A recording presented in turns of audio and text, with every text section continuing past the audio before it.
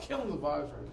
Hey, this is Patrick Carr. Right now we're going to demonstrate active listening with a mentee.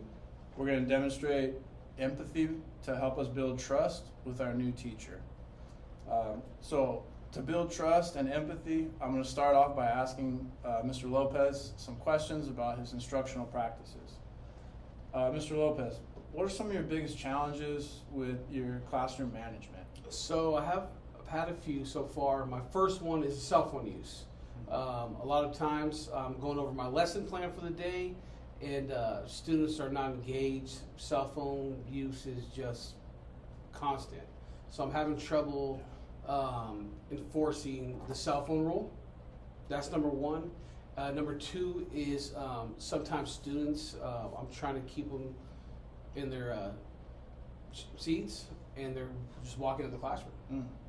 So I'm trying to keep everybody in one, get my lesson plan through, but at the same time, some students are just taking off. So I'm trying to balance all that. Wow. That has been one of the biggest problems for me so far.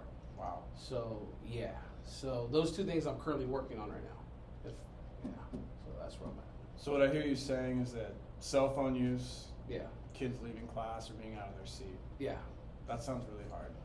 it has been hard. So like I said, it's kind of prevented me from being successful in my lesson plans. Yeah, so. Okay. Wow. Wow. Yeah. Wow.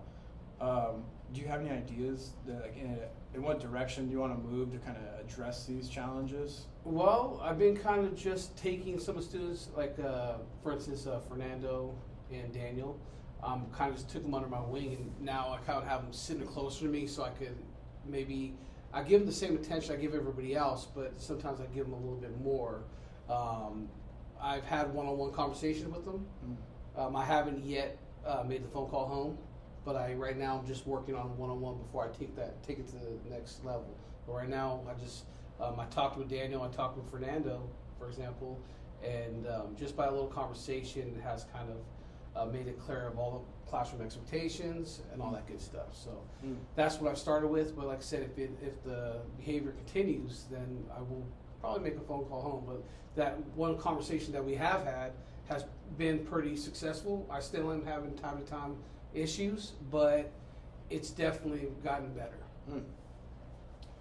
Wow. Well, using proximity and one-on-one conversations, I think, is an effective response to these behaviors. And you, as well as I, know that cell phones and children being out of their seats is just a perennial challenge to any teacher. Yes. And despite the difficulty this is presenting you with, I think you're doing a really good job. Thank you. What I hear you saying is that you're using several different techniques to try and keep these kids engaged with your lesson, and that's awesome. That's excellent.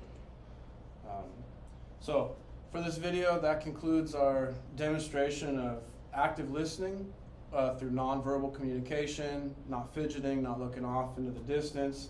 I've also tried to show some empathy by saying that that's hard, that's challenging, nodding in agreement with the challenges that he's shared, because they are very real challenges.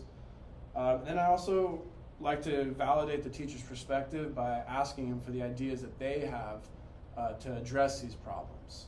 And the ideas that he shared are good and they're effective, and I would probably continue to build this trust and rapport by sharing maybe a story of my own experience using proximity, one-on-one conversations to try and keep the more squirrely students in the classroom.